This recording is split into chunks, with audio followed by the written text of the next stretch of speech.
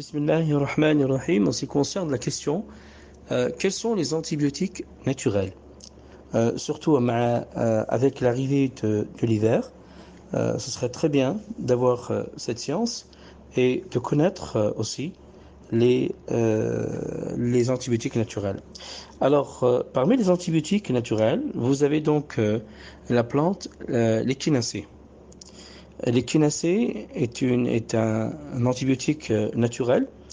Il a les mêmes fonctions, l'échinacée, que la pénicilline. Par contre, l'échinacée, cette plante, l'utiliser en solution, c'est-à-dire en sirop ou en gélule, mais pas plus que 15 jours. Pas plus que 15 jours.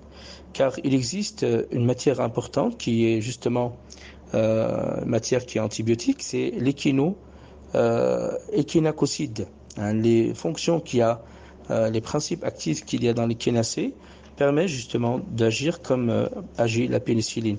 Vous avez aussi, donc, parmi les antibiotiques naturels, vous avez l'ail.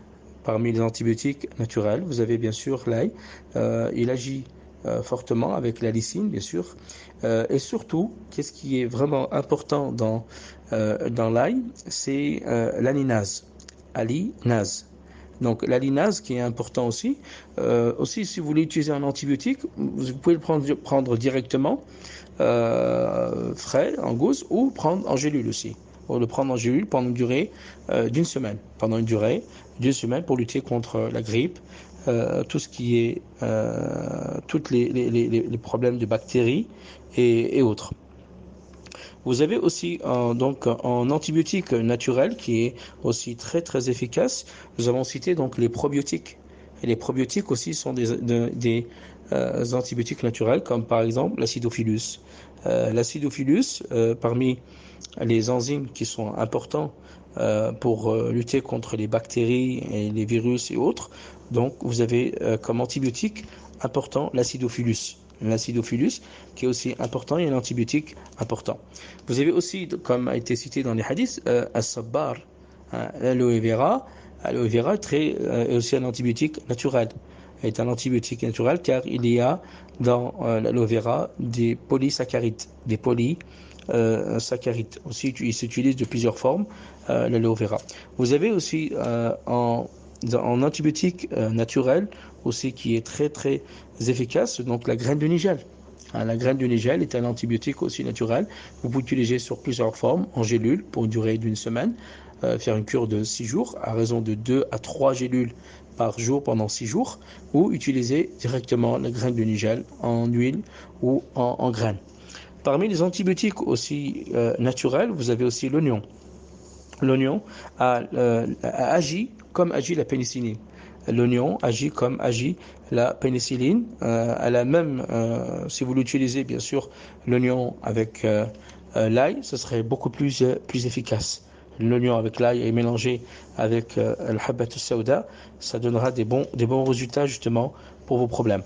Aussi, parmi les antibiotiques naturels aussi que vous pouvez utiliser dans les produits de la ruche, la propolis, al-ukbar, la propolis et la gelée royale. La propolis est un antibiotique aussi naturel qui fait booster donc notre corps, notre immunité, car elle contient des phénols et des polyphénols, excusez-moi, et aussi des flavonoïdes qui permettent, les flavonoïdes qu'il y a dans la propolis sont les mêmes, agissent comme la pénicilline. Vous savez qu'en Russie, ils appellent la propolis la pénicilline russe. Hein, ils l'appellent antibiotique. En Russie, ils l'utilisent comme un antibiotique. Hein. Et d'ailleurs, ils l'appellent la pénicilline russie. Ils l'appellent la propolis la pénicilline russie, c'est-à-dire russe. Hein, ils l'utilisent beaucoup, les Russes, pour leurs problèmes, justement, de tout ce qui est virus et tout ce qui est aussi bactéries. Virus et tout ce qui est bactéries. Parmi aussi, on a trouvé aussi dans des recherches comme antibiotique aussi naturel le costu indien. Hein, le costu indien, avec beaucoup de recherches, ont découvert que c'était un antibiotique aussi naturel, le costu indien. Hein, le costu indien, comme a été cité dans le hadith du prophète sallallahu alayhi wa sallam. Et pour terminer, bien sûr, et on continuera, Inch'Allah, ce cours sur les antibiotiques, vous avez aussi, en antibiotique aussi, le citron. C'est un antibiotique aussi avec le composant le citral, le citral qui est très important, qui est mudad al-bactérie, khas. Donc le citron est très efficace. Et comme vous savez, au temps du prophète sallallahu alayhi wa sallam, ils utilisaient beaucoup le cédra. Le cédra, c'est-à-dire comment en arabe ils appellent ça al-utrudja. Al-utrudja, le cédra.